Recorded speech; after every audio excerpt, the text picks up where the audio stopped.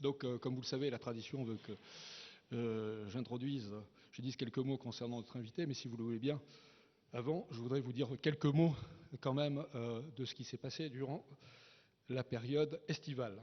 Alors, donc, monsieur le directeur général, mesdames, messieurs, chers amis, naturellement, je suis très heureux de vous accueillir ce matin pour notre petit déjeuner de rentrée.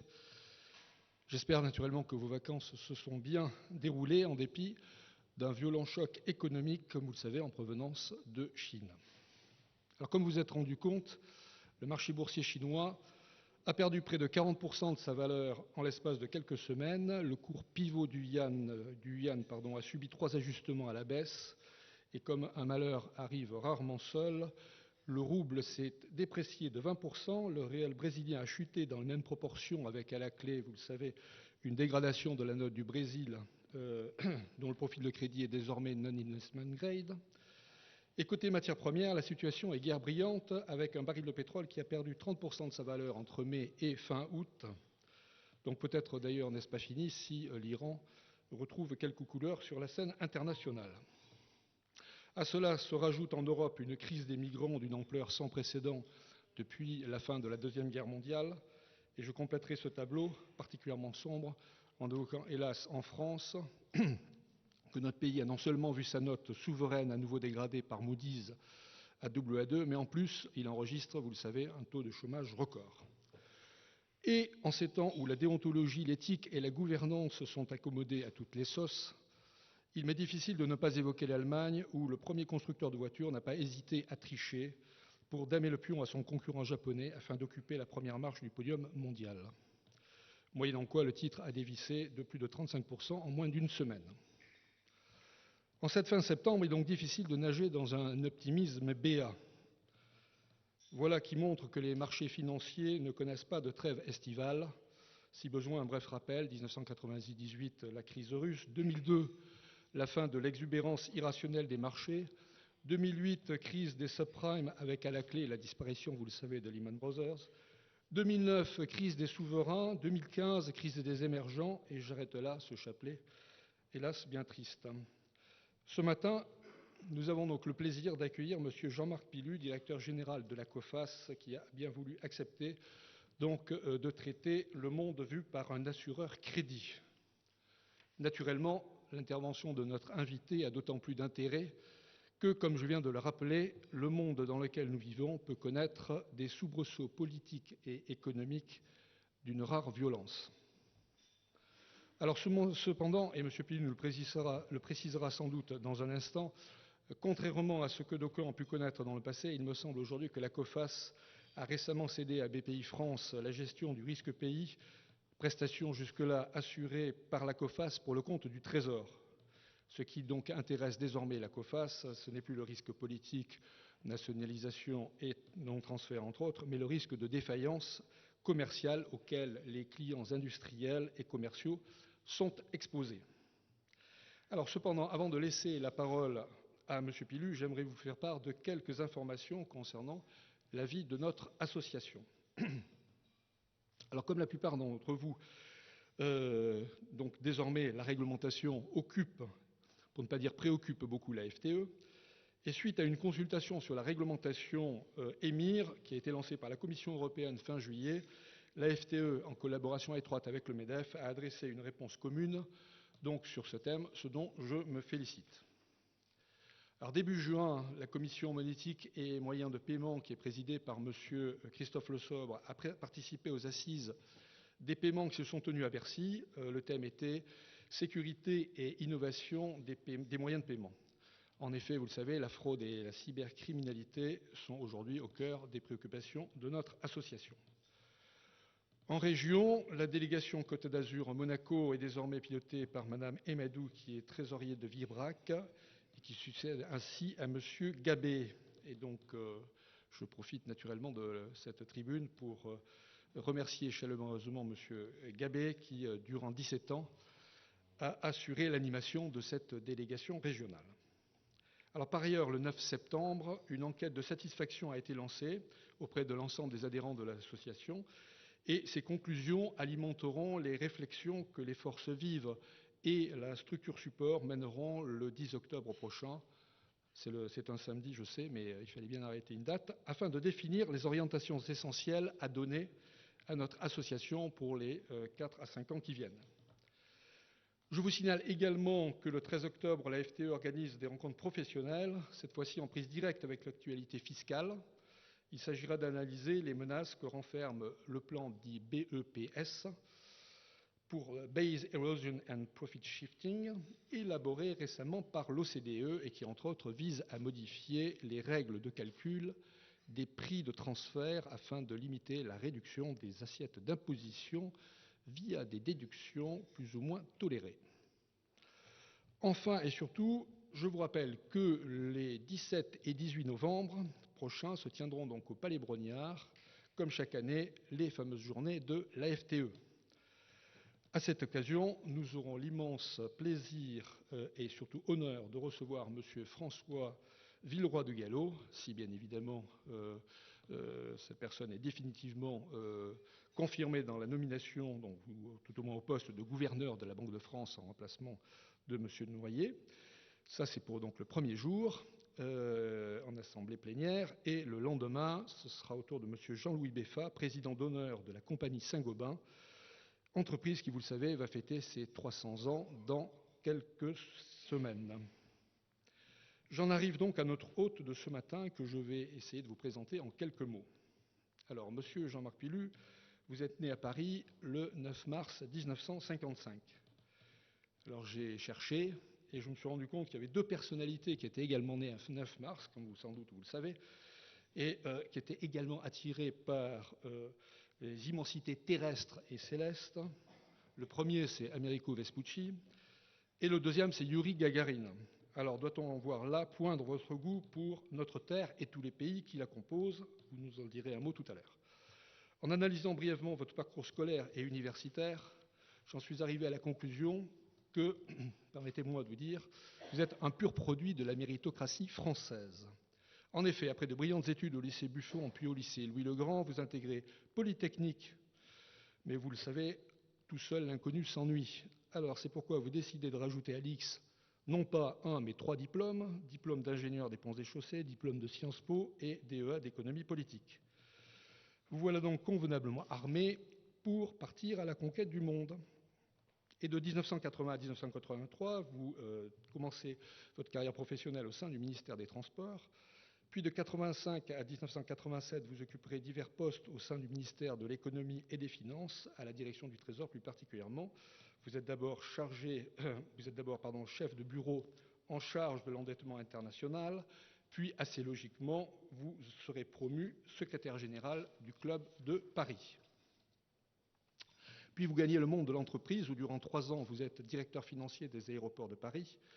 En 1992, vous rejoignez la filière nucléaire, on en parlait tout à l'heure, et durant 8 années, vous occuperez divers hauts postes au sein de la COGEMA.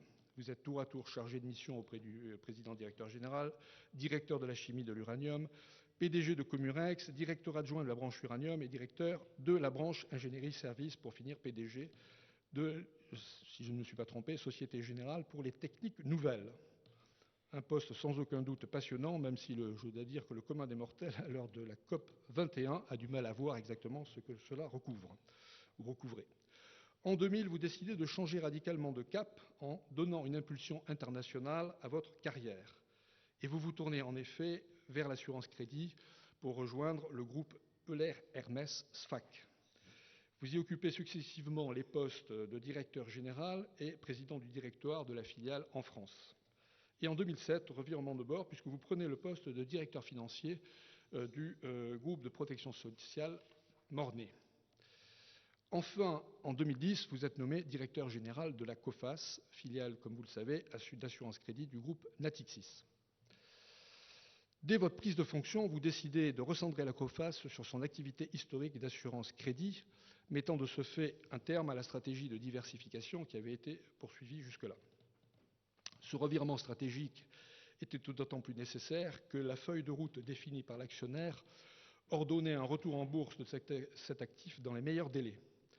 Contrat rempli, puisque le 16 juin 2014, l'IPO est lancé, clôturé quelques jours plus tard, 80 millions d'actions COFAS ont été cédés par Natixis, représentant un total d'un peu plus de 800 millions d'euros, 830 exactement. Mais ce dernier reste l'actionnaire de référence avec une participation de 49%. Alors, à ce stade, permettez-moi de vous poser plusieurs questions. D'abord, quelle equity story avez-vous bâti pour vendre la COFAS aux investisseurs français et étrangers? Depuis l'IPO, le titre a quand même perdu 25% de sa valeur, sauf erreur de ma part, l'indice CAC étant resté à peu près flat sur cette même période. Alors comment expliquez-vous cette piètre performance? Au cours de l'été dernier, la COFAS a procédé à la cession de son portefeuille de risque pays, comme je l'indiquais tout à l'heure, à Bpifrance. Comment s'est déroulée cette opération et quelles conclusions en tirez-vous? Plus globalement, quels sont les efforts que fait votre établissement pour participer à la relance de l'économie en général et des exportations en particulier? Pensez-vous que sur ce plan, la valeur de l'euro soit un frein aux exportations françaises, surtout lorsqu'on les compare aux exportations allemandes? Et lorsqu'on examine le choix des migrants qui plébiscitent d'abord l'Allemagne et le Royaume-Uni, assiste-t-on selon vous à une perte d'attractivité de la France? Voilà, comment voyez-vous également évoluer l'économie française et européenne dans les prochains mois? Donc un menu largement étoffé, comme vous vous en rendez compte. Voilà, je vous remercie de votre attention.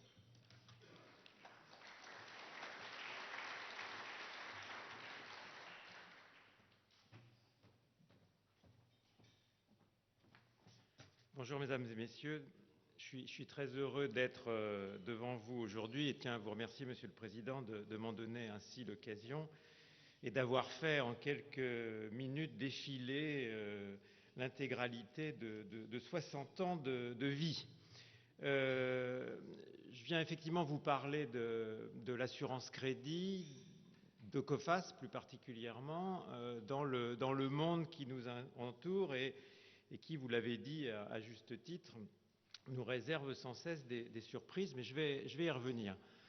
D'abord, peut-être préciser ce qu'est l'assurance crédit. La plupart d'entre vous, vous le savez, mais c'est un métier qui est souvent inconnu et même quelquefois méconnu. L'assurance crédit telle que nous le pratiquons à 96%, puisque les 4% sont les garanties publiques dont parlait Philippe Messager tout à l'heure, c'est la couverture du risque de crédit interentreprise. Vous savez que les échanges B2B ne se font pas au comptant, mais se font avec des délais de paiement, et ce sont les risques inhérents à cette période de temps entre la livraison et le paiement à travers le monde que nous couvrons. Et souvent aussi sous-estimer l'encours correspondant à ce crédit interentreprise. C'est 14 000 milliards au niveau de la planète, c'est 14 000 milliards. Alors par comparaison, la dette publique américaine, c'est 16 000 milliards d'euros, hein, j'ai tout converti en euros. La dette publique de l'eurozone, c'est 12 000 milliards d'euros. Donc vous voyez qu'on parle d'un volume, d'affaires potentiel, et j'y reviendrai, pour l'assurance crédit qui n'est pas négligeable. Je vais vous parler de ce métier en tant que praticien du dit métier. Alors ce métier, en quoi consiste-t-il? Il est double. C'est un métier d'information, c'est un métier de conseil.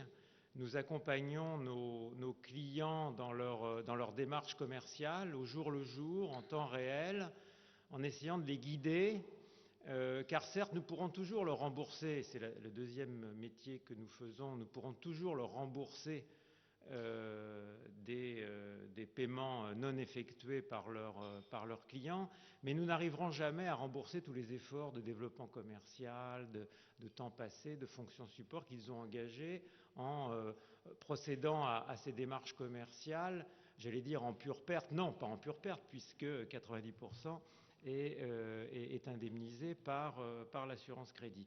Donc, c'est ça notre métier, il ne faut pas négliger la première partie. Nous sommes des conseilleurs payeurs. Dans un monde où il y a tant de conseilleurs qui ne payent pas quand leurs conseils ne sont pas à la hauteur attendue, je pense que c'est un métier qui tire sa valeur, ne serait-ce que de ce principe.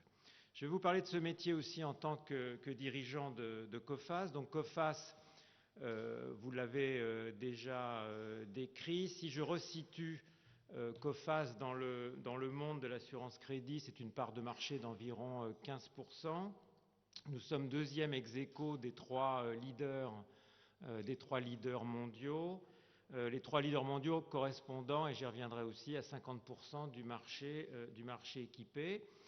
Et nous avons un ADN très international, très même multinational, car nous sommes un acteur multinational, nous sommes localisés, nous avons des équipes dans 68 pays, 72 langues sont parlées chez Coface. Et c'est vrai qu'ici en France, on a une image très franco-française de Coface à travers le passé historique des garanties publiques, mais Coface est une multinationale de poche, j'ai coutume de dire, pocket multinational, mais qui a toutes les caractéristiques d'une grande multinationale. 20%, seuls 20% de notre activité, un peu plus de 20% de notre activité est faite avec des assurés, avec des clients français. Voilà. Et en termes d'effectifs, la proportion est à peu près la même. Ce métier nous donne, et c'est le thème de mon exposé, nous donne une vision très particulière sur le monde économique. Parce que, vous l'avez compris, pour parler à nos clients de leurs clients, nous sommes obligés de les connaître et nous sommes obligés de les connaître de façon prospective. Nous pouvons acheter de l'information, nous sommes de très gros acheteurs d'information, mais l'information que vous achetez aujourd'hui, nous sommes en 2015, ce sont les comptes 2014. Si l'on était un peu plus tôt dans l'année 2015, ce seraient les comptes 2013. Pour prévoir ce qui va se passer s'agissant de ces entreprises début 2016 ou même dans la deuxième moitié de 2016, vous comprenez bien que ça serait insuffisant. Donc, notre métier consiste en fait à connaître les entreprises en les regardant avec un regard très particulier. C'est non seulement seront-elles encore là, auront-elles fait défaut ou non, soyons positifs, seront-elles encore là dans 6 mois, 1 an, et même si elles sont là, paieront-elles leurs dettes à court terme. Voilà. Ce deuxième point est important parce qu'on utilise souvent la notion de défaillance pour décrire les risques sur le marché. C'est un bon indicateur, mais 90% de nos indemnités sont des indemnités sur des entreprises que l'on qualifie d'in boni, c'est-à-dire qui vivent encore, sauf qu'elles ne payent pas. Voilà. Et Dieu sait, hein, vous êtes pour beaucoup d'entre vous dans des entreprises, le problème est d'être payé, certes, mais aussi d'être payé rapidement, parce que le fait de ne pas être payé rapidement peut mettre, et vous le savez bien dans vos métiers spécifiques, peut être facteur de risque et de gros problèmes. Donc vous voyez que notre vision sur le monde, elle est multiple, elle est très analytique, elle est micro. Donc nous regardons les entreprises et c'est la somme de ces visions agglomérées des entreprises qui nous donne une vision des secteurs économiques. On en parle moins, hein, on commande souvent les pays, mais nous on a une analyse sectorielle forte parce que vous avez des phénomènes de contamination, j'y reviendrai, à l'intérieur, multinationaux, multilocaux à l'intérieur d'un même secteur. Et on regarde naturellement le monde, comme les économistes de banque ou d'autres le font, à travers des analyses macro. Et en fait, Coface et toute l'analyse de Coface repose sur une interrelation au jour le jour, heure par heure, de ces trois types d'informations qui se recroisent au sein du groupe. Et d'un groupe multinational, donc, qui est un acteur des économies qu'il l'analyse lui-même. Alors, à travers tout ce que je viens de dire, il y a un mot qui est sous-jacent, qui est mondialisation. Cette mondialisation, elle est à l'œuvre. Monsieur le Président, vous en avez parlé dans votre introduction. Elle produit des effets particuliers en 2015, j'y reviendrai, mais elle n'est pas nouvelle. Ça fait une trentaine d'années qu'on la voit à l'œuvre chez Coface, et elle a fait évoluer le besoin des entreprises et le degré d'exigence du métier d'assureur crédit. Alors, les besoins des entreprises, en quoi ont-ils évolué? D'abord, les clients sont plus loin. Leurs clients sont plus loin. C'est une grande banalité, mais voilà, on exporte plus, on se mondialise, on ne vend plus à son voisin, qu'on a l'impression de connaître, grave erreur. C'est pas parce qu'on le croise tous les jours qu'on connaît réellement la qualité de ses comptes, mais on a l'impression de le connaître. Mais les nouveaux clients, ils sont plus loin, ils sont quelquefois très très loin, ils ne parlent pas notre langue. Grande faiblesse française, hein, on est mauvais en langue, en tout cas ma génération, la nouvelle est naturellement merveilleuse. Bon, l'export c'est compliqué, c'est loin. C'est bien pour l'assurance crédit, parce que l'assurance crédit, elle, est près des clients de nos clients qui sont plus loin. Mais la mondialisation entraîne aussi un enchaînement d'externalités. Alors c'est le fameux effet papillon, billard à 3 bandes, un gigantesque billard mondial à 3 bandes. Et tout ceci rend de plus en plus brutaux, et les marchés financiers s'en font les témoins, de plus en plus brutaux les chocs que l'on voit. Mais au niveau des entreprises, il y a plein d'exemples. Je vais vous donner 3 exemples véridiques, hein, qui vous montreront en quoi nous ne sommes pas des macroéconomistes, en quoi nous rentrons dans le détail. Il est arrivé il y a quelque temps, vous verrez quand, un fabricant de fermeture éclair, de zip, de fermeture éclair, de voir son client, fabricant de doudounes, connaître des difficultés de commande et même de paiement. Voilà. Le fabricant de doudounes était français, donc 2 Français qui ont l'habitude de travailler ensemble, et tout d'un coup, le client a des difficultés. Ben oui, parce qu'il y avait la crise de la grippe aviaire en Chine, voilà, la crise du poulet, plus de poulet, plus de duvet, plus de doudounes, plus de fermeture éclair. Bon, j'ai pris exprès un exemple vraiment caricatural, mais le fabricant de fermeture éclair n'aurait absolument pas imaginé, je pense, quelques années avant, même quelques minutes avant, qu'il était face à un risque mondial en travaillant avec un client français de proximité.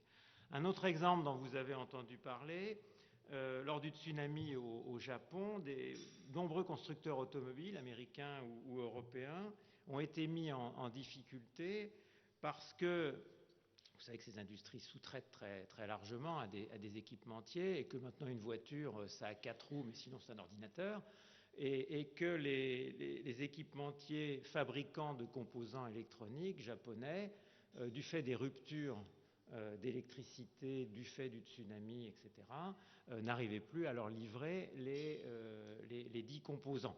Alors il se trouve que les constructeurs automobiles en question étaient suffisamment résistants, ont pu subir le choc. Mais là aussi, c'est un choc d'externalité. Un tsunami au Japon peut mettre en péril un constructeur américain.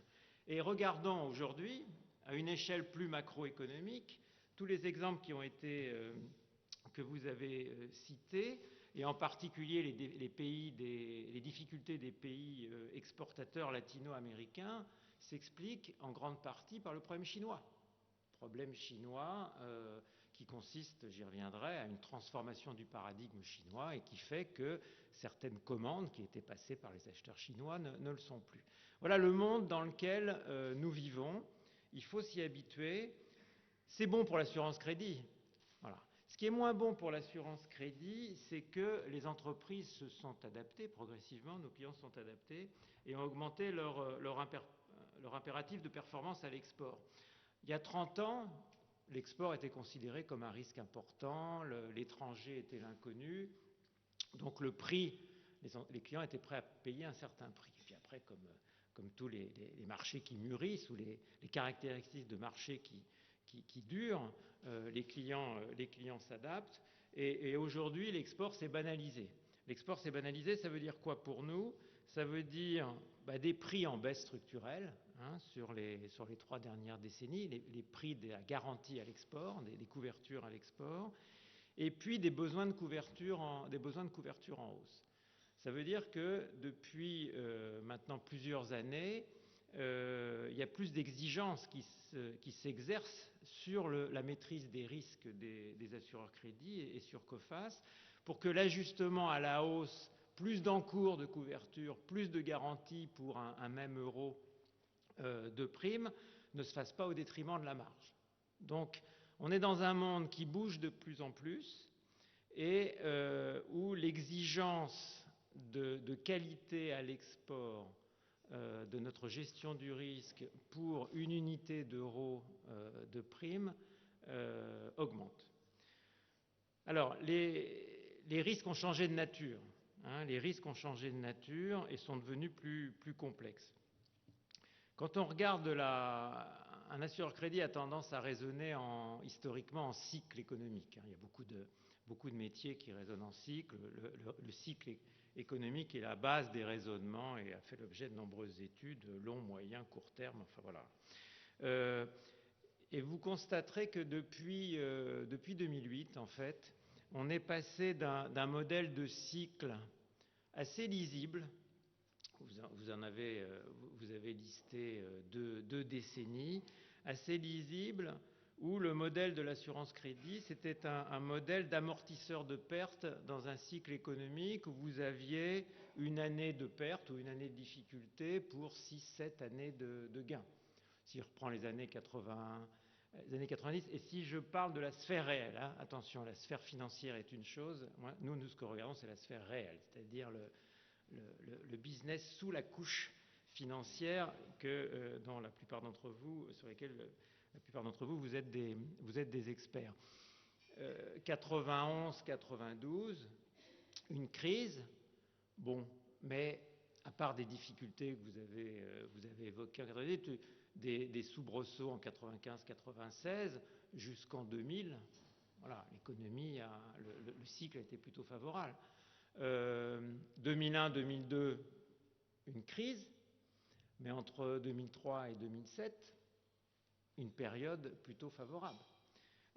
Mais depuis 2008-2009, quelque chose a changé, et d'un modèle d'amortisseur de pertes pour l'assureur-crédit lié à une certaine configuration du cycle économique, on est passé dans une économie de plus en plus mondialisée à un modèle de gestion permanente de crise aux aspects multiples. Je vais illustrer la chose rapidement en vous proposant de visionner ensemble le film des 12 derniers mois. Les 12 derniers mois. Alors je vais tricher un peu parce que je vais commencer par citer la crise de change des émergents. Vous savez que la crise d'échange des émergents qui a fortement touché la Turquie, Russie, Brésil, Afrique du Sud en particulier, et parmi d'autres. Cette crise, elle a débuté il y a 2 ans, a débuté en mai 2013. Vous vous souvenez des propos de M. Bernanke qui avait commencé à mentionner la modération des achats d'actifs par la Fed, tapering, et rien que le mot tapering avait suffi à faire baisser les monnaies émergentes. Mais je cite cette crise qui a commencé il y a 2 ans parce qu'elle continue. Elle continue, cette crise, et elle s'est encore renforcée, comme vous l'avez cité récemment. Après arrive le Brésil. Alors le Brésil est dans une situation difficile depuis 2012, on en avait parlé même à l'occasion de notre mise en bourse. On avait mis d'ailleurs en perspective négative. Vous savez que nous notons les pays. Vous pouvez consulter sur notre site internet. Nous notons pays. Nous ne notons pas la dette gouvernementale. Nous notons le tissu d'entreprise et sa qualité agrégée, si je puis dire, en donnant une note à l'ensemble par exemple, des entreprises brésiliennes. Voilà. Et nous avions mis en perspective négative le Brésil dès septembre 2013. On l'a déclassé une première fois en mars 2014. Et encore récemment, il y a 2 ou 3 semaines, on l'a redéclassé à B, sachant qu'on a A1, 2, 3, 4, B, C, D. Voilà. C'est quand même le signe que, pour nous, le Brésil est rentré dans une crise structurelle, affiche des performances de PIB qui ne sont pas celles classiques d'un pays émergent aux environs de -2, -3. Mais cette situation avait commencé il y a déjà un peu plus d'un an et demi, s'accentue et va continuer va durer.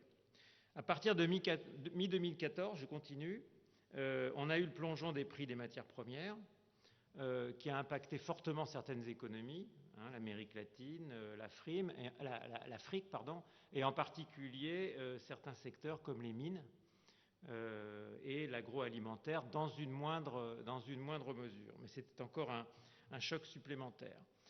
Parmi les matières premières, citons le pétrole. Alors le pétrole, on peut le voir des deux côtés. Du côté des acheteurs, et c'est une bonne nouvelle, et je pense que beaucoup d'entreprises consommatrices se réjouissent d'avoir un prix du pétrole qui a baissé, ainsi que les ménages. Nous, on regarde toujours, c'est notre côté un peu morose, on regarde toujours le côté négatif des choses et les risques inhérents à ce qui se passe.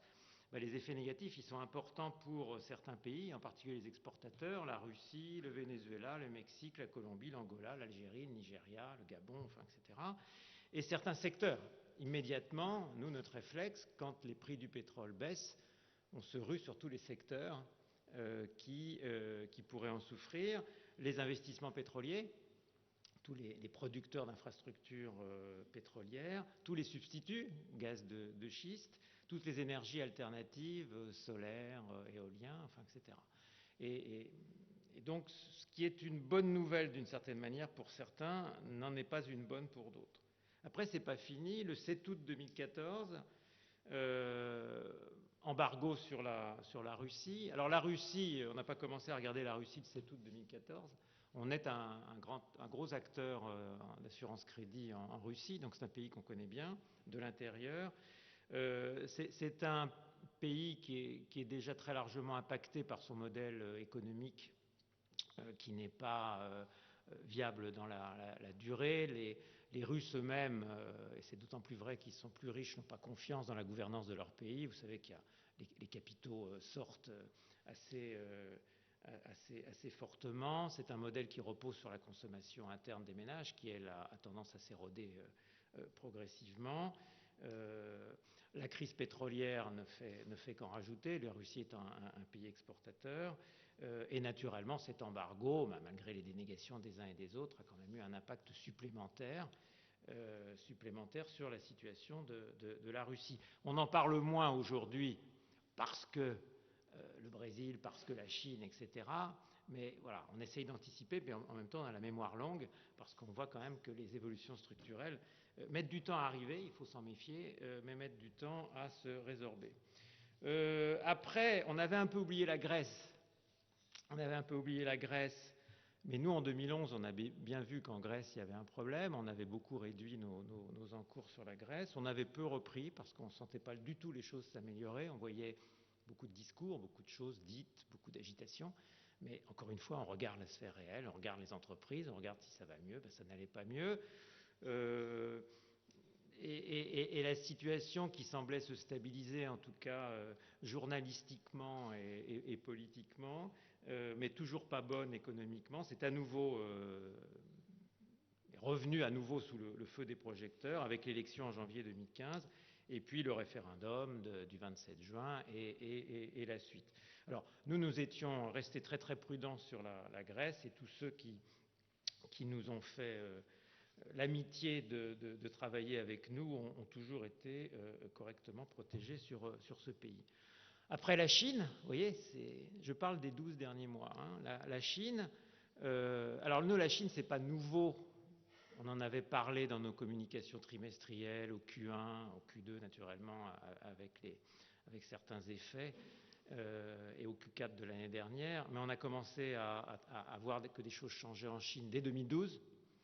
Il y avait un crédit crunch à l'œuvre en 2012 parce que beaucoup de nos polices étaient liées à des financements bancaires et on voyait bien la baisse l'augmentation du taux de non-renouvellement de ces prêts bancaires, la lutte contre le shadow banking du gouvernement chinois, ces annonces successives. Vous savez bien qu'on ne peut pas, en un délai si court, être si précis sur un PNB d'un pays aussi énorme que la Chine.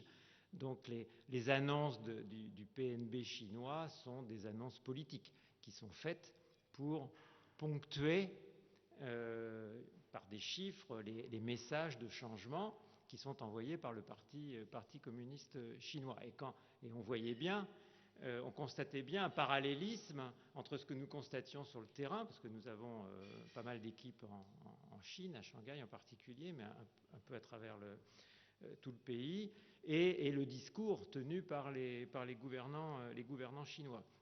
avec ce changement de paradigme, on va ralentir sur l'export, les investissements, et on va accélérer sur la demande interne pour que la demande interne prenne le relais. Alors nous, accélérer sur la demande interne, bon, on n'écoute pas, ça ne nous intéresse pas.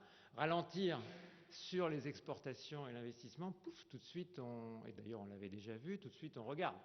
Parce que ça veut dire que tous les secteurs liés aux projets d'infrastructure, tous les secteurs très exportateurs, etc., type métal et autres, allaient souffrir. Et on avait commencé à voir quelques gouttes de pluie, quelques gouttes de sinistralité. Voilà.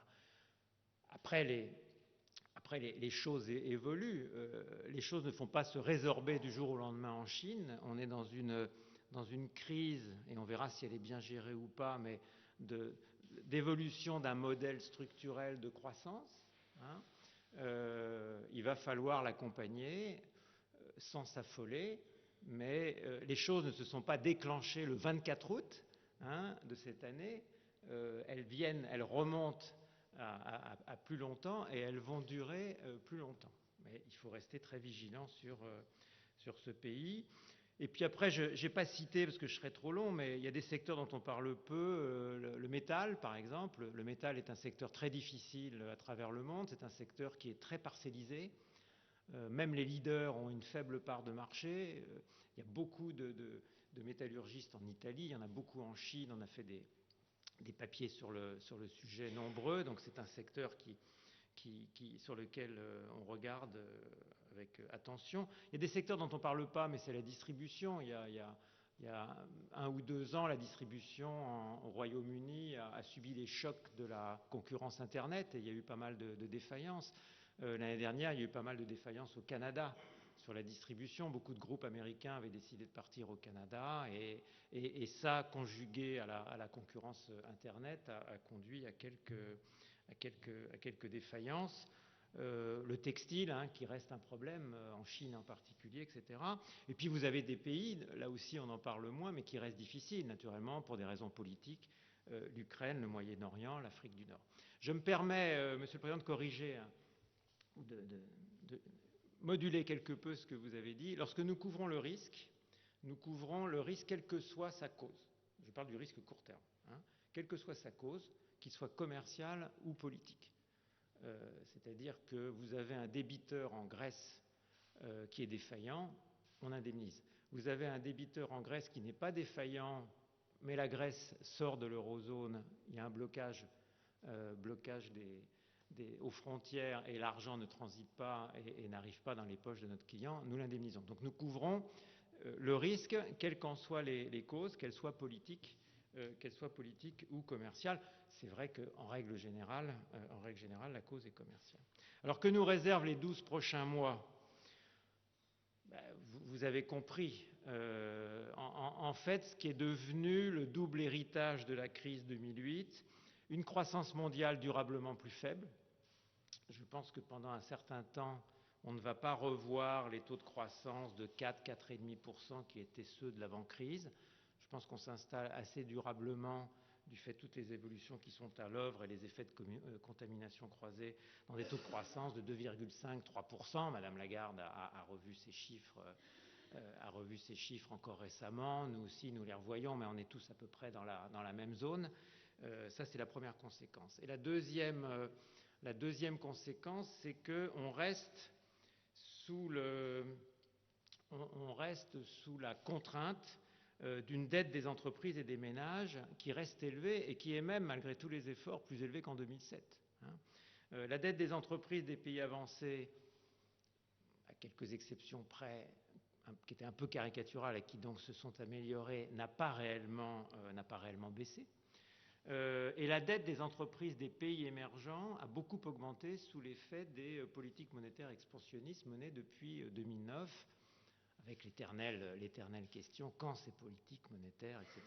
Mais je ne traiterai pas de ce sujet qui n'est pas réellement de ma compétence. Mais vous voyez que ces deux enfants de la crise 2008-2009 continuent à peser sur nos épaules au niveau planétaire, ce qui nous fait dire que l'environnement pour vous tous et pour nous, assureurs crédit, sera durablement plus difficile et risqué pour les entreprises. Alors, quelles conséquences pour notre métier? Une économie mondialisée, c'est beaucoup plus difficile à appréhender parce qu'elle s'accompagne de beaucoup d'hétérogénéité. Pour bien faire notre métier, pour pouvoir garder une profitabilité satisfaisante, il faut qu'on ait de l'information sur les entreprises. Et plus la transparence financière est organisée dans les pays, mieux c'est pour nous. La France est un modèle de transparence financière. Enfin, il suffit de franchir la frontière et même pas besoin d'aller très très loin pour s'apercevoir qu'on est un modèle, un modèle dans ce domaine. Vous allez aux USA, à part les entreprises cotées où vous savez tout, ou presque tout, on l'a vu, vous avez peu d'informations. Vous avez en Italie, il n'y a jamais de défaillance. C'est-à-dire, les entreprises, déjà, on met du temps à payer. Une entreprise défaillante, c'est une entreprise qui met beaucoup plus de temps à payer. La notion de défaillance est une notion subtile, de son qui baisse progressivement. En termes d'exécution judiciaire, vous comprendrez bien qu'une exécution judiciaire en Russie, ce n'est pas tout à fait pareil qu'une exécution judiciaire en Allemagne, par exemple. Voilà.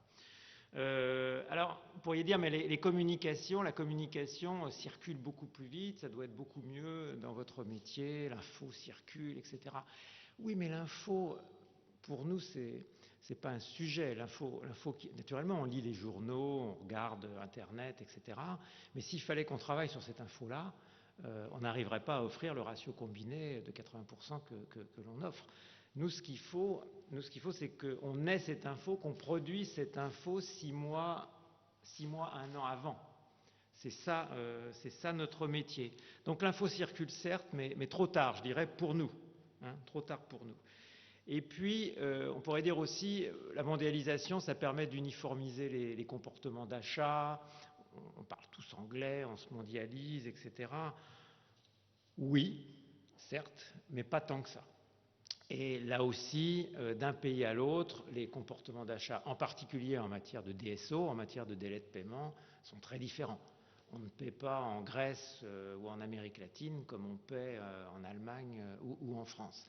Et là encore, plus les délais de paiement sont longs, plus il faut que notre myopie, parce que nous sommes quand même dans un métier de myope, nous regardons à 1 an, ce qui se passe à 2, 3, 4 ans, nous on couvre, même si on prévoyait quelque chose de fatal allait arriver dans 2, 3, 4 ans, ce n'est pas notre sujet. Notre sujet, comme il s'agit de créances à court terme, on couvre. Mais les durées de paiement, les délais de paiement rentrent en ligne de compte, et plus les délais de paiement dans un pays débiteurs sont longs, plus il faut qu'on ait de la vigilance et de la finesse d'information pour pouvoir prendre des risques à juste titre. Alors, ce qu'il faut qu'on fasse, il faut qu'on compense ces difficultés croissantes en termes de gestion du risque. Il faut qu'on produise plus d'informations maison, je vais y revenir, et il faut qu'on fasse plus de recouvrements amiables. Je vous l'ai dit tout à l'heure, 90% des recouvrements sont des recouvrements sur des sociétés in bonis, donc il faut qu'on aille les voir et qu'on aille chercher l'argent pour le compte de nos assurés. Et il faut qu'on fasse ça en local. Donc notre modèle, et c'est en ça qu'on est réellement une entreprise mondiale, et c'est pour ça que, j'allais dire, il y a peu d'effectifs en France, ou en tout cas en proportion du chiffre d'affaires, c'est que notre modèle, c'est close to the client, comme vous tous, et close to the risk. Voilà. Nous ne sommes pas dans une tour de contrôle située à Bois-Colombes ou à Mainz, qui est notre deuxième plus grosse filiale, en train de regarder le monde. Non. Toute notre usine risque est étalée, répartie à travers le monde. J'ai 46 centres d'information enrichis, 46 pays, sur les 68 pays dans lesquels nous travaillons. J'ai 46 pays où nous avons des infoliners, donc des gens qui ont acheté de l'information de base, mais qui visitent les entreprises selon des programmes en fonction de l'encours que l'on a sur les débiteurs, en fonction de la dégradation de la situation, en fonction de l'importance systémique qu'ils peuvent avoir, etc.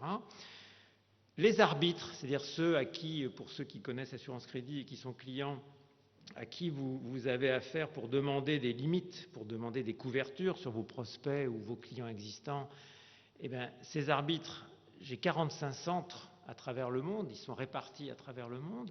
Et aujourd'hui, quand vous demandez, mettons en France, une limite sur un client chinois, vous le demandez via Internet, tout est dématérialisé dans nos métiers, en fait, vous allez avoir une réponse à 50% immédiate, et vous allez avoir une réponse, parce qu'on donne des coups d'avance, les arbitres donnent des coups d'avance à la machine, et vous allez avoir une réponse à 50%, ce qui donne un délai moyen de 1,3 jours. Mais c'est le Chinois qui va vous donner, une réponse.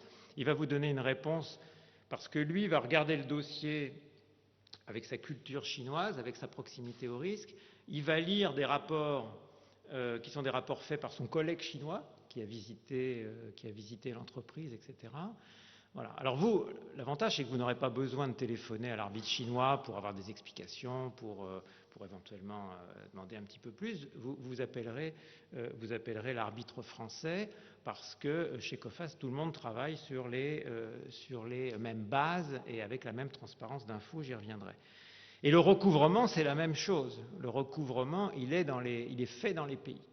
Il est fait dans les pays. Donc nous avons dans une cinquantaine, même plus de pays, des recouvreurs internes et nous avons des sous-traitants recouvreurs dans tous les pays du monde. En termes de produits, face à un monde qui évolue, face à des problématiques sectorielles ou de taille qui sont différentes, il faut aussi s'adapter.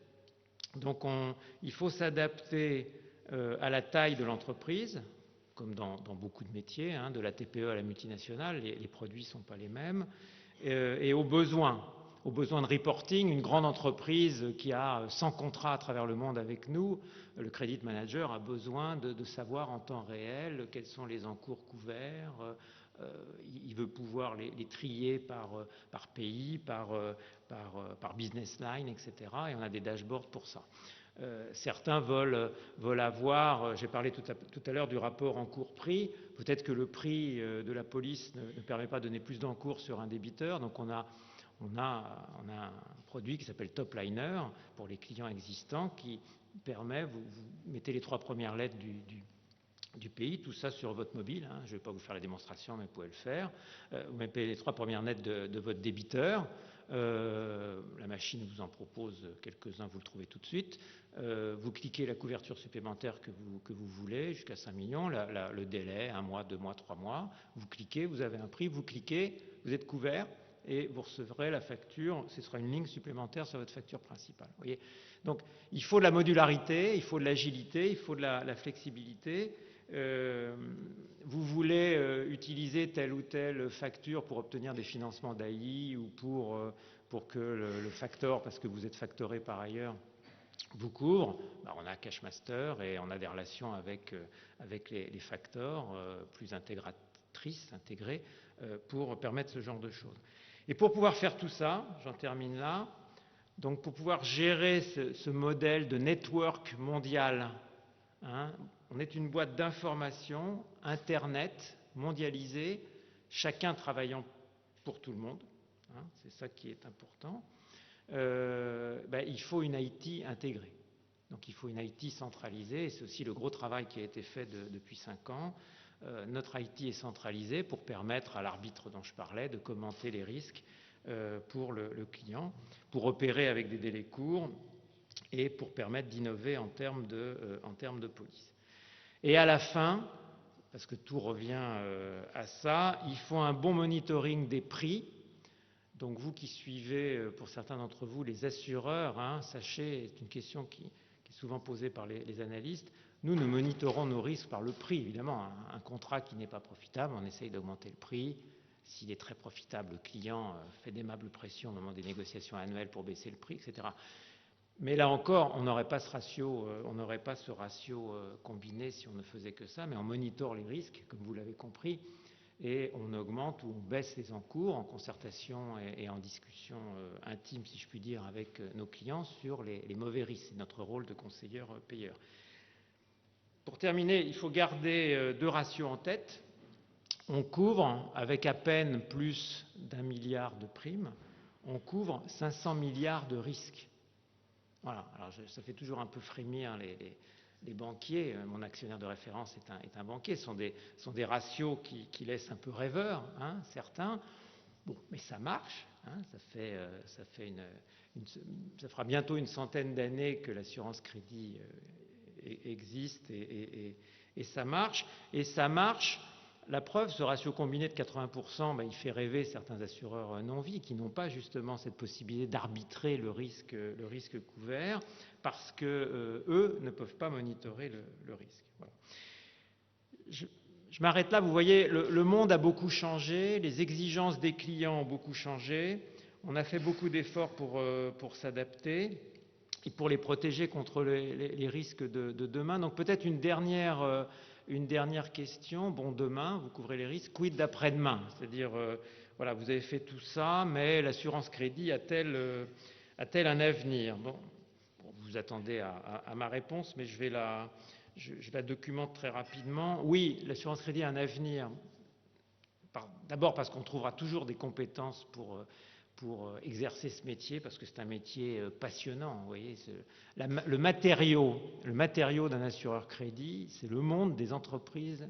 C'est le monde des entreprises. C'est les entreprises dans le monde. Voilà. Et alors, on peut se plaindre de tout ce qui se passe, mais justement, je veux dire, on lit ce livre avec délectation et en se demandant à chaque fois quel va être le chapitre suivant. Mais ça, c'est pas une bonne réponse à la limite, parce que c'est le cœur qui parle. Si l'on reste plus utilitariste, le matériau qui fait l'intérêt de l'assurance crédit, c'est le risque. Alors là aussi, c'est la bouteille à moitié pleine ou la bouteille à moitié vide. On peut se plaindre d'avoir plus de risques à gérer. Bon, mais on ne s'en plaint pas tant que ça, finalement, parce que c'est quand même, hélas, et de plus en plus, un matériau, une matière première inépuisable. Voilà. Et nos clients, d'ailleurs, restent. Hein. C'est un métier où on a un fort taux de fidélité. Le taux de rétention est de 90%, donc nos clients restent au moins 10 ans. C'est une forme de partenariat. Et puis d'autres prospects se transforment en clients. Le marché potentiel est sous-équipé. Oui, c'est un métier d'avenir car le marché potentiel est sous-équipé. Sur les 14 000 milliards d'encours potentiels dont j'ai parlé, seuls 5% sont assurés crédit. Pourquoi? Parce que ce n'est pas un marché de demande, c'est un marché d'offres, hein, un offer-driven market. Le chef d'entreprise, il s'occupe d'abord de faire tourner son usine, il s'occupe d'abord de trouver des clients, il s'occupe d'abord de trouver des financements, de placer ses excédents de cash. Voilà. Après, la notion de risque, c'est ce que je vous ai dit tout à l'heure à propos de mon fabricant de fermeture éclair. Ce n'est pas, hélas, la chose auxquelles les chefs d'entreprise sont les plus sensibles. Il faut déjà ou avoir subi disons une déconvenue de ce type qui espérons-le, n'a pas fait couler l'entreprise, soit une forme de maturité de taille, même si on a beaucoup de clients PME et TPE, pour découvrir le risque et l'assurance crédit et Coface. Donc on est dans un métier d'offre et c'est pour ça, quoi qu'il arrive, et quelle que soit la situation des pays, on continuera à labourer le terrain, non seulement dans les pays avancés où il y a encore beaucoup de potentiel, mais également dans les pays en voie de développement, quelle que soit la situation économique, sauf si elle est catastrophique, mais après c'est un problème de ratio prime sur encours. Même à l'intérieur du marché, il y a des choses qui vont encore se passer. Même à l'intérieur de ce marché de 5% équipé, il y a encore des choses qui vont se passer. Je vous ai dit 50% seulement de ce marché est couvert est constitué des 3 leaders. Le reste, ce sont des acteurs locaux, petits, certains pas si petits que ça. Vous prenez des Sinosure qui ont le monopole de la couverture export en Chine, Keshur, son équivalent sud-coréen, sont de gros acteurs, mais en situation de monopole, avec une situation qui risque d'évoluer étant donné la politique actuelle des gouvernements concernés, ou alors des acteurs sans réel service de gestion du risque, qui sont souvent américains, qui sont souvent des départements d'assurance plus généraux, qui leur permettent de bien supporter les conséquences du fait qu'il n'y a pas de monitoring du risque, telles des filiales d'AIG, d'ACE, voilà, qui vendent surtout de l'excès, c'est-à-dire des couvertures au-delà d'un certain montant qui est souvent important. Donc il y aura des évolutions, il continuera à y avoir, j'en profite pas pour pour les mois qui viennent, mais il continuera à y avoir des évolutions sur ce marché. Et puis à la fin, last but not least, c'est un marché, c'est un métier profitable. C'est un métier profitable à partir du moment où on a les bonnes infrastructures et les bons modes de gestion. Donc voilà, c'est un métier d'avenir. Cet avenir verra sans doute nos routes, celles de Coface et celles de vos entreprises, se croiser, à supposer qu'elles ne se soient pas déjà croisées. En tout cas, j'en formule le souhait et je vous remercie de votre attention.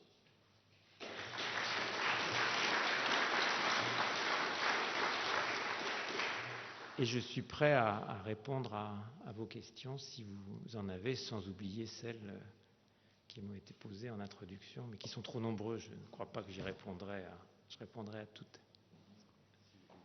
Jean-François Adel, avocat, cabinet Jantet.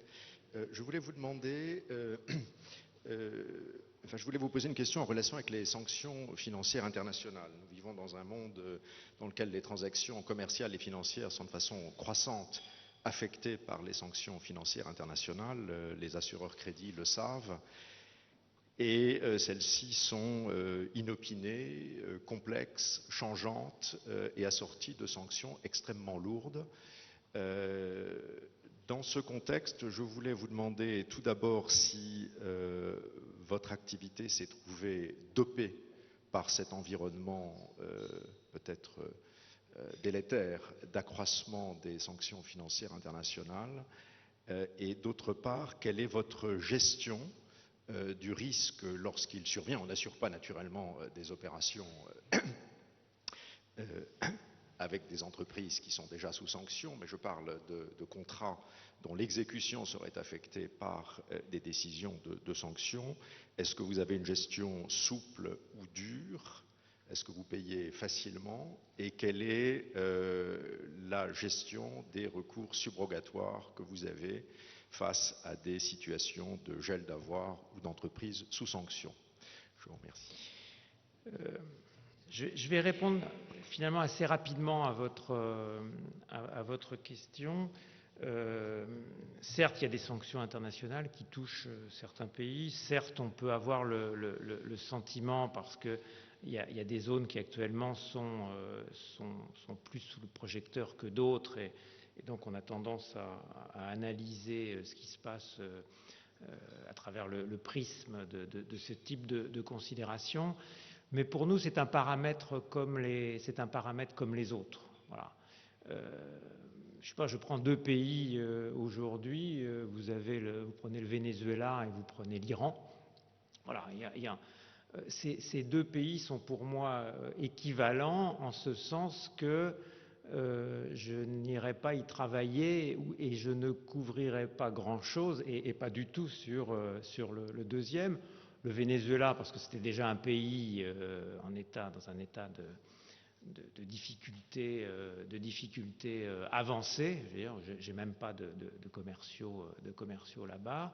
Donc voilà, le Venezuela, pas d'activité et quasiment pas de couverture. Voilà. L'Iran, je dirais, c'est pareil, mais pour une autre raison. Et là, je réponds à la deuxième partie de votre question. La raison est qu'à partir du moment où il y a des embargos, et soyons clairs que les interdictions viennent d'Europe, viennent d'ici, ou que les interdictions viennent des États-Unis, voilà, nous on ne s'amuse absolument pas à ça, on ne bouge pas, on ne fait rien, on ne vend rien, on ne couvre rien. Et donc je vous le dis, on a une gouvernance extrêmement stricte qui est contrôlée régulièrement sur ce sujet-là. Je sais qu'il y a beaucoup d'ébullition autour d'une éventuelle évolution au niveau de l'Iran. On attend, on verra. Et il sera toujours temps de faire quelque chose quand l'Iran sera devenu, s'il devient un jour, un pays un peu plus banalisé sur le plan des échanges. Encore une fois, je reviens à ma conclusion. On a assez de possibilités de développement par ailleurs, partout, même en France, pour ne pas avoir à courir à travers des cas qui ne peuvent que nous mettre en porte-à-faux et avec des conséquences qui sont extrêmement importantes. Et donc, on y est vigilant, je le dis régulièrement à nos investisseurs, je le dis régulièrement à nos réassureurs, qui sont eux-mêmes extrêmement vigilants sur ce sujet. Voilà. Donc c'est un paramètre, mais pour nous c'est un paramètre aux frontières absolument étanches, mais qui ne nous pénalise pas d'une façon ou d'une autre dans nos métiers.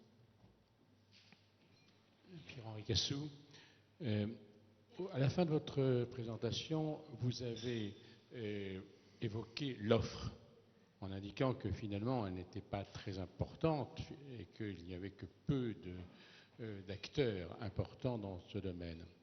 Je voudrais un petit peu prolonger ce propos dans la mesure où il me semble qu'il y a dans le type de métier que vous faites des types d'acteurs qui sont tout à fait différents. Et dans bien des cas, ce ne sont pas des entreprises privées comme vous l'êtes, mais des entreprises qui sont dans le secteur public et qui ne font, comme c'était d'ailleurs le cas très largement pour la COFAS à sa création, que des missions, je veux dire, que l'on pourrait appeler de service public. Aux États-Unis, c'est un peu le cas. Le système de l'Exim Bank, c'est un système très politique. Alors, comment peut-on justement essayer de qualifier la situation de la concurrence dans le secteur de l'assurance-crédit, essentiellement au commerce extérieur, lorsqu'il y a d'un côté des acteurs du pur secteur public qui agissent selon des critères non concurrentiels, et puis des entreprises du secteur privé n'y a-t-il pas une concurrence, ou pour ne pas dire même une incompatibilité entre les différents modèles? Puis j'aurais une petite question subsidiaire qui est quand même liée aussi à cette question de concurrence. Vous êtes une compagnie d'assurance, et à ce titre, vous êtes assujetti à la réglementation des assurances, que je sache. Certes. Et j'ai noté qu'il y a un mot que vous n'avez pas cité, alors que la plupart des institutions financières, des dirigeants des institutions financières, y font allusion lorsqu'ils font une présentation, c'est le mot réglementation ou régulation. Alors, je m'en félicite, ça montre que ce n'est pas au premier rang de vos préoccupations, mais tout de même, en tant que compagnie d'assurance, vous êtes soumis aux règles européennes, et que je sache, c'est toujours ce que l'on entend parmi le secteur des assurances, que je sache, la régulation des compagnies d'assurance en Europe est un peu plus contraignante que celle qui peut exister dans bien d'autres pays qui n'ont pas le même type d'obligation. Alors, est-ce que dans votre cas, le fait d'être une compagnie d'assurance privée soumise aux règles de Solvency II, pour être très concret, ne vous met pas dans une position un petit peu délicate de concurrence, au-delà de votre statut privé, du fait que certains de vos concurrents ont des règles beaucoup moins contraignantes à respecter? Je vous remercie, M. Cassou, de ces deux questions, notamment la première qui va me permettre de... Je parlais d'un métier méconnu qui va me permettre peut-être de vous éclairer sur la différence entre finalement les deux métiers dont on a parlé, celui dont j'ai parlé et celui auquel vous faites allusion, et puis ça me permettra de répondre aussi à Philippe Messager. Surtout en France, on a un problème, et encore une fois la méconnaissance générale, quand on parle de COFAS, on pense tout de suite au Mistral, on pense au Rafale, on pense à tout ce qui fait par moment, et encore récemment, la manchette des journaux, parce que c'est vrai, moi je dis COFAS, chez nous on dit le groupe COFAS, mais c'est vrai qu'en France, dans 67 pays on dit COFAS, COFACE quelquefois, ici on dit la COFAS, parce que la compagnie française d'assurance. Bon. En fait ça c'est notre métier historique.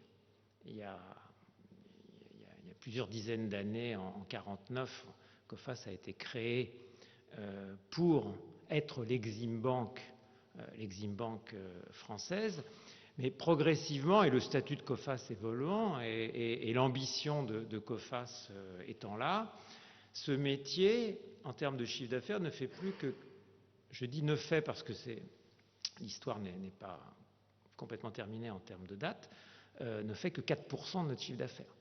Ne fait que 4% de notre chiffre d'affaires.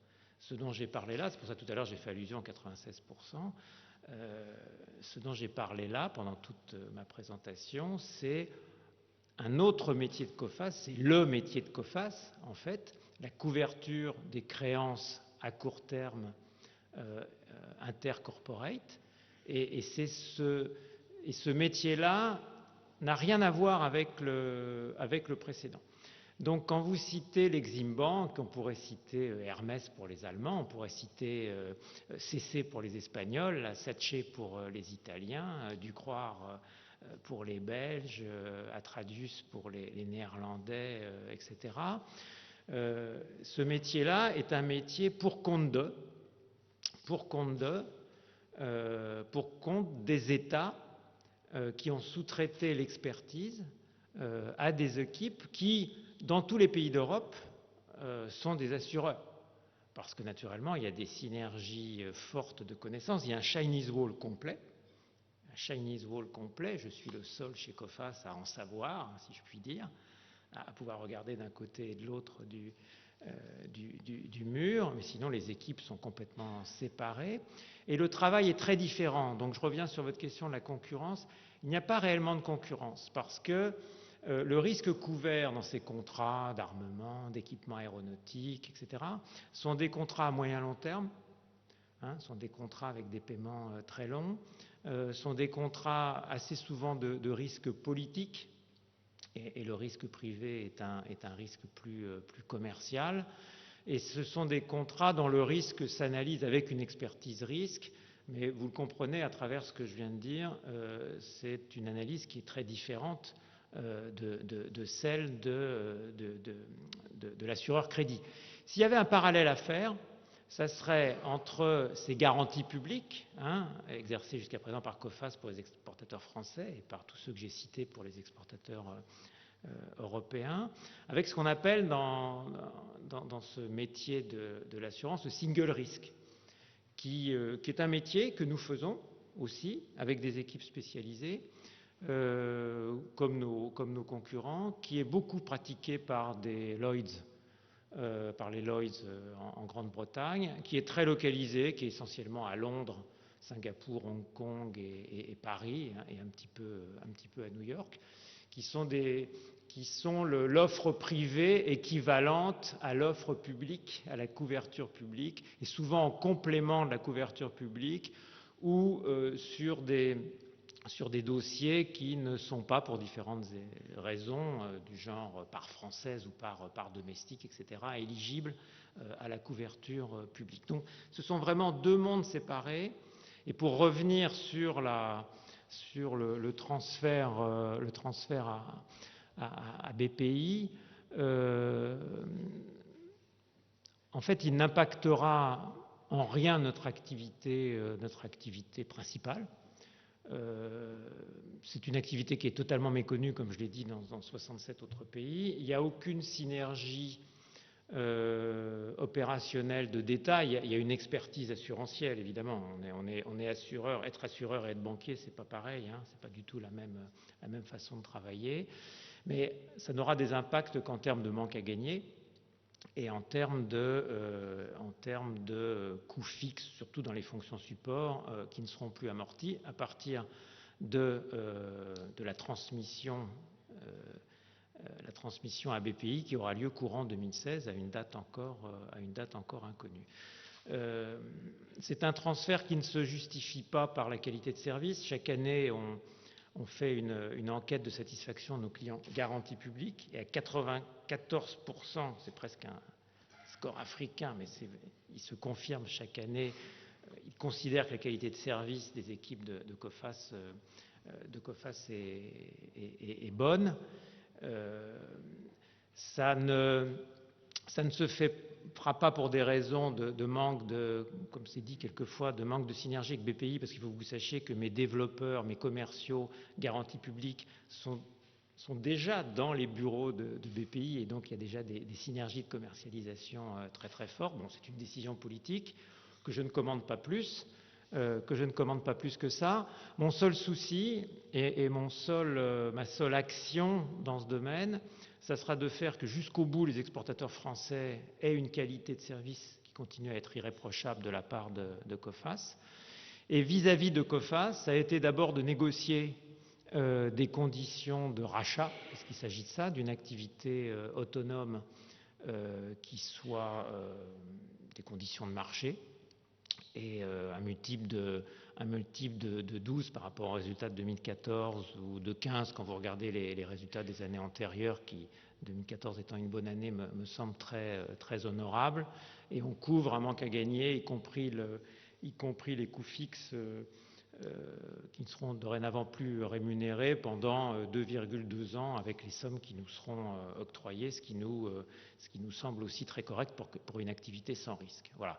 Et donc, ma deuxième mission, outre la permanence d'une qualité de service, ça va être, mais de toute façon, j'étais déjà en train de lancer un plan d'optimisation des coûts, d'efficacité opérationnelle à travers COFAS. Ça va être d'essayer, en tout ou partie, de compenser le plus rapidement possible ce manque à gagner. Mais vous voyez qu'en termes systémiques, et merci encore de votre question, ce sont vraiment deux sujets différents.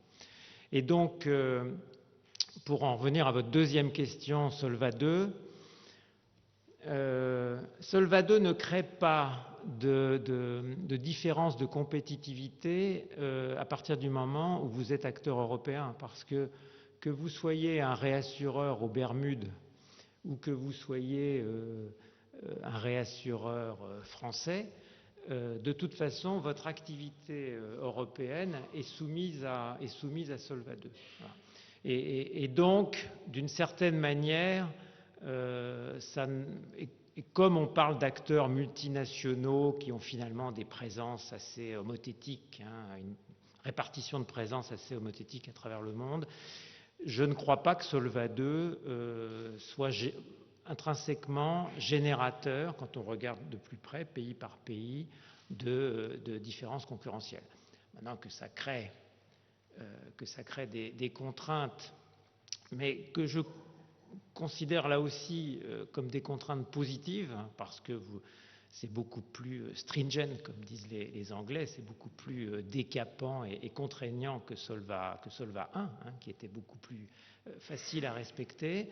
Mais je pense que ce modèle ORSA, ce modèle d'un contrôle d'une activité d'assurance par un modèle, en particulier les modèles internes, mais aussi les modèles standards qui essayent de dupliquer la façon de fonctionner des assureurs, me semble intelligent en termes de principe, même si effectivement la transition a été difficile, à la fois pour les régulateurs. L'IOPA a mis quand même quelques années de plus qu'envisagé. Logiquement, on devrait déjà être sous Solva 2 depuis 3 ans, si je ne m'abuse.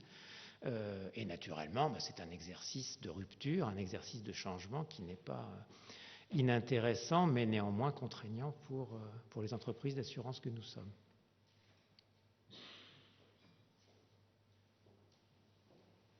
Bonjour, Nicolas Dotefeuille de Crédit Agricole CIB. J'ai deux petites questions. La première question, c'est sur les agences de notation, qui en fait font pas l'assurance crédit, mais qui font quand même un métier un peu comparable au vôtre, donc quel est votre jugement sur la qualité de leur travail? Et la deuxième question, c'est il y a eu des grands débats politiques sur la création d'une agence européenne, et je crois que la COFAS à certains moments a voulu s'inviter dans ces discussions, et je voulais savoir si vous aviez également sur ce sujet une opinion. On me posait une question difficile parce que je suis suivi par 2 agences de notation, donc voilà. Mais je vais vous répondre franchement. Je ne porterai pas de jugement sur la qualité de leur qualité de travail, parce que j'ai pour habitude de ne pas parler de ce que je ne connais pas, et moi je ne connais pas bien leur métier. Et c'est souvent une erreur qui est faite de comparer les 2 métiers. Et je dois dire, c'est quelquefois une erreur qui est même faite par les agences en question. Je n'en citerai pas, mais un jour j'avais, à l'occasion d'une revue, je vous dirai pas même, vous ne pourrez pas trouver l'agence, parce que je ne vous dirai pas si c'était chez COFAS ou chez Euler. Et puis là, on balaye les 3, donc c'est bon. Un des auditeurs arrêtez pas de me dire à travers les réunions, de toute façon on fait le même métier. Bon, ça finit par m'énerver un petit peu.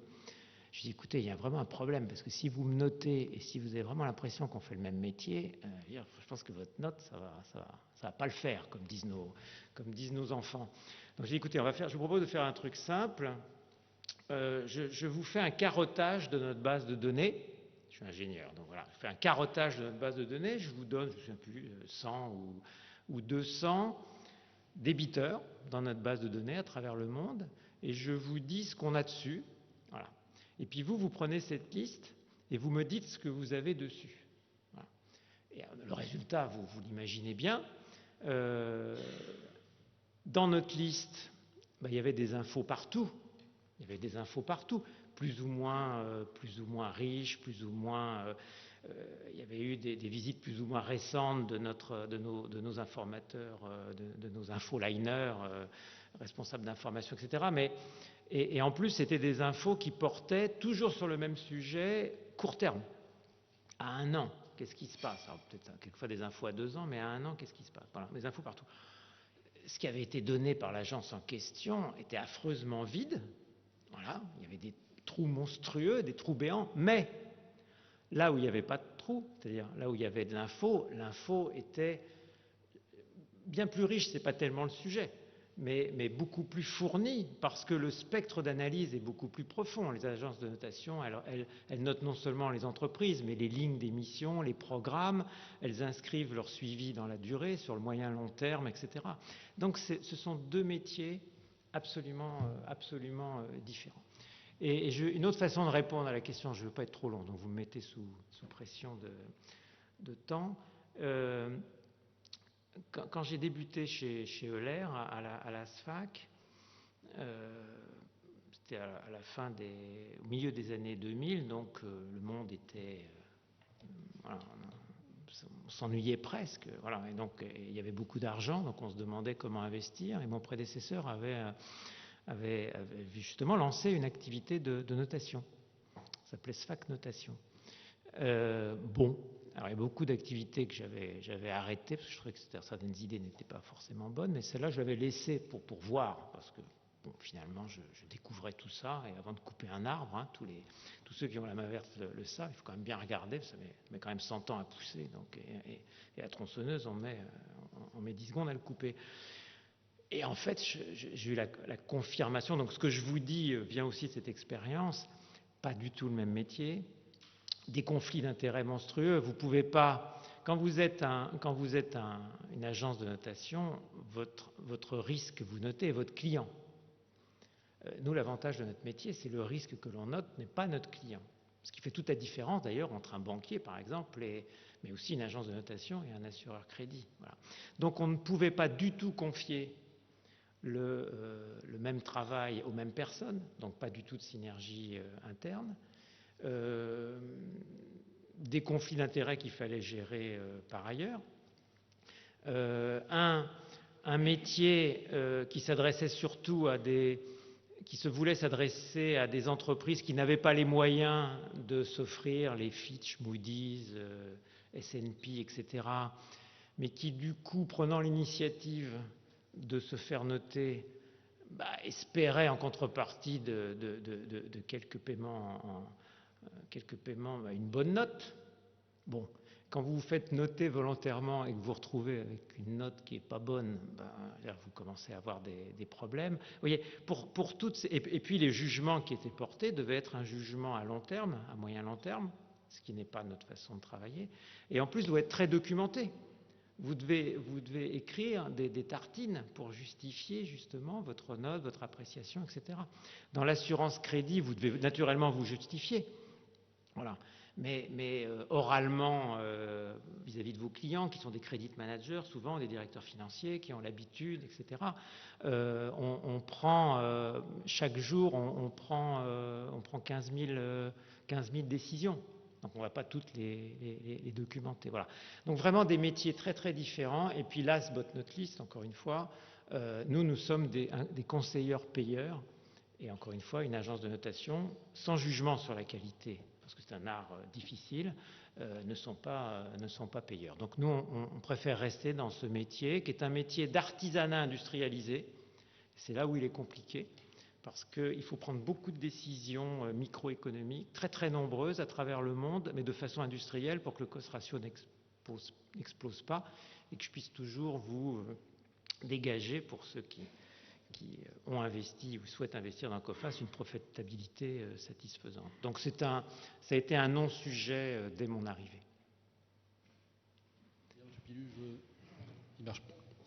Je vous propose d'en rester là. En tout cas, merci beaucoup de nous avoir comme cela guidés dans les arcanes de l'assurance crédit. Monde compliqué, mais passionnant. Vous avez su le faire découvrir ou redécouvrir. En tout cas, merci beaucoup. Et puis, je vous donne rendez-vous au mois de décembre. Je crois que c'est le 10 décembre pour notre prochain petit déjeuner. Voilà, merci. Merci.